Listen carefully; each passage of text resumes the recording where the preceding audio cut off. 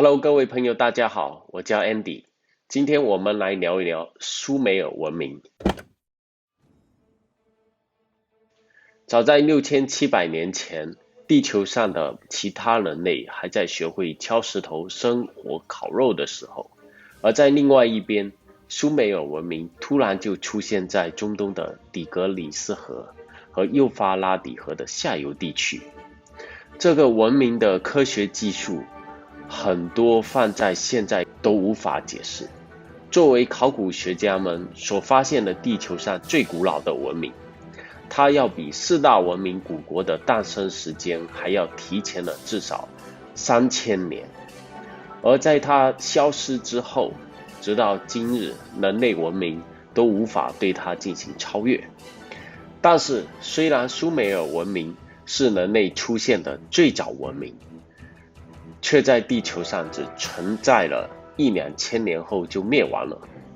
苏美尔人不但发明了数字的计算方法，还会说1分钟是60秒，圆周率是360度等等，不但创造了几何学、天文学以及城市和国家的管理方法，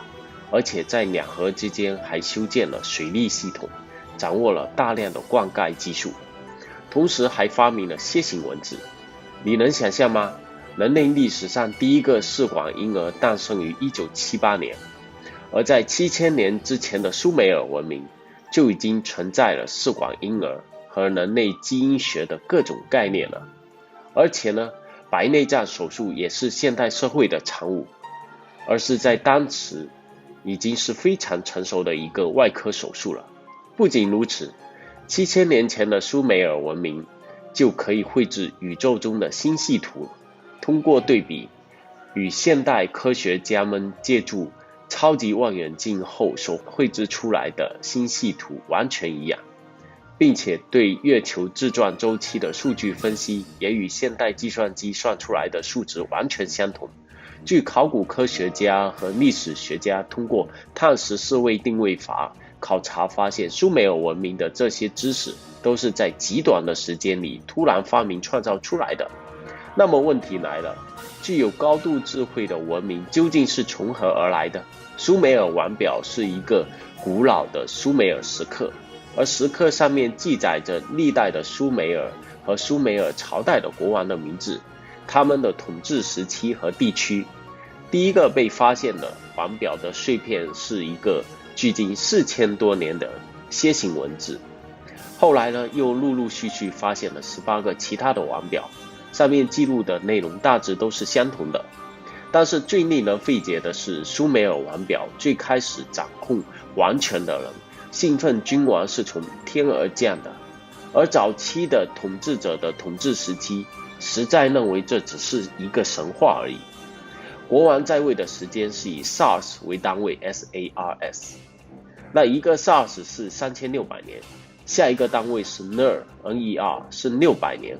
那第一任国王阿姆利姆的统治时间足足有28000年，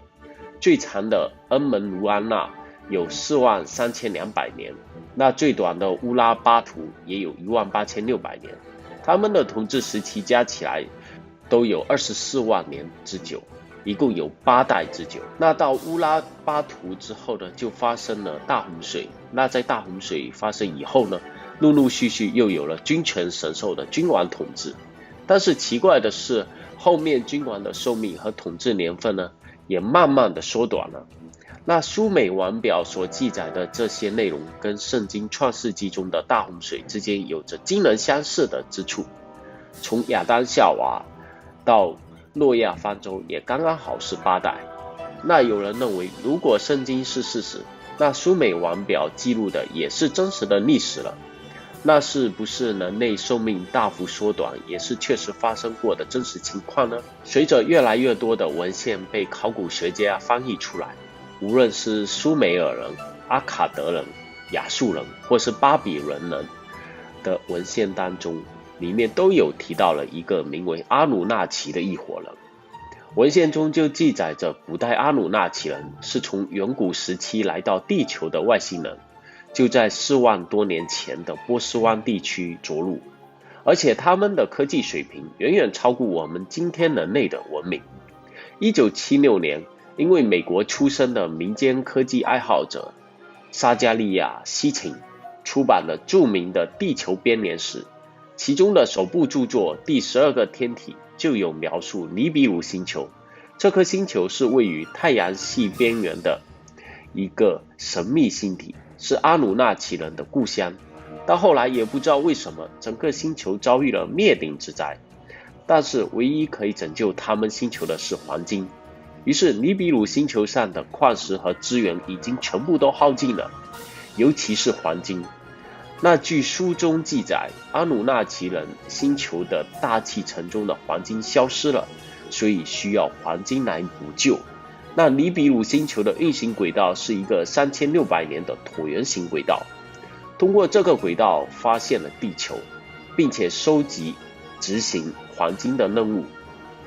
那为什么他们的星球需要黄金呢？原来黄金可以反射出红外线光，而红外线光是不可见光，但是如果与一定热度交互作用，放射物和粒子作用后振动会更快速，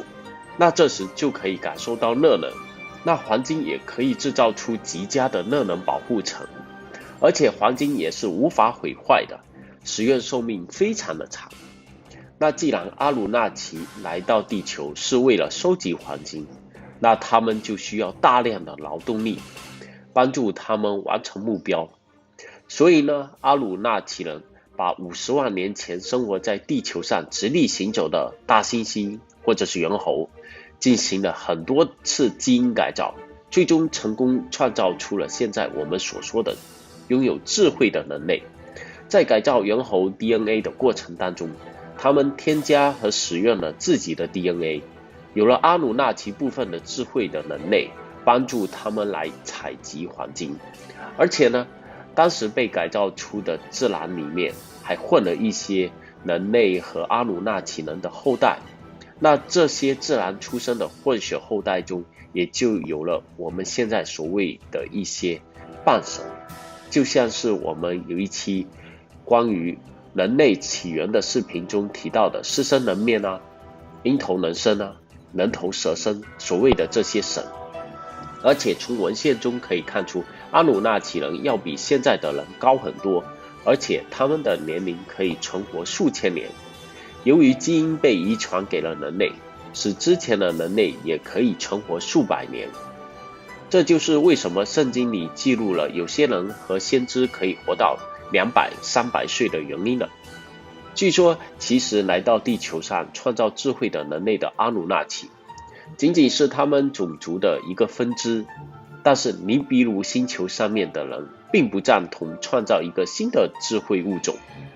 所以他们很不高兴，于是就调遣回来这一部分分支的人，留下人类自由发展，让我们自行演化和成长。但是因为创造了我们，于是就有了责任来指导我们，就像是天空中的天使和神灵的故事，在我们各个朝代中流传开来，指导教诲我们，让我们在自己的文明中不断成长，并且创造出了城市，由阿努纳奇血脉的后裔当国王。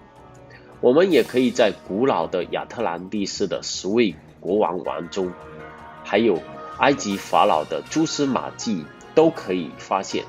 这一些可以追溯到的蓝色血脉、皇室血脉都是神的后裔。阿努纳奇人的皮肤实际上也是带有蓝色的，也是蓝色的皮肤。那也就回到了刚刚的苏美王表，如果西秦在他的第12个天体中的描述是正确的，那也就确立了苏美王表的真实性。确实，之前的人类是可以存活300年都不死的。那至于为什么苏美王表中又记载了大洪水，把苏美文明和其他文明全部都摧毁了，还有那为什么会发生大洪水，那大洪水之后人类又是怎样创造新的文明的，有机会我会制作一些视频专门讲关于大洪水的来龙去脉。好的，如果你喜欢我的视频，请点击关注，让我们一起探索这个世界。谢谢。